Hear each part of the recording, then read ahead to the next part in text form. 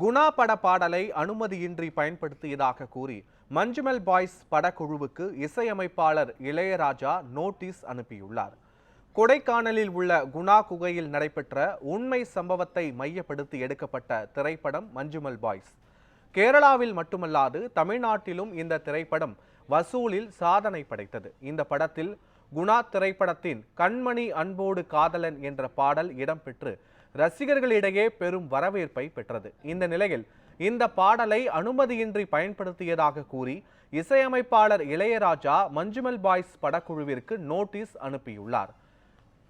பதிப்புரிமை சட்டப்படி பாடலின் முழு உரிமையும் தனக்கு உள்ளதால் முறையாக அனுமதி பெற்று பாடலை பயன்படுத்தி இருக்க வேண்டும் என இளையராஜா தெரிவித்துள்ளார். அனுமதி இல்லாமல் பயன்படுத்தியதால் குணா பட பாடலை மஞ்சுமல் பாய்ஸ் படத்தில் இருந்து நீக்க வேண்டும் எனவும் அவர் வலியுறுத்தியுள்ளார். மேலும் குணா பட பாடலை பயன்படுத்தியதற்கான உரிய இழப்பீட்டை வழங்க வேண்டும் எனவும் இளையராஜா தெரிவித்துள்ளார்.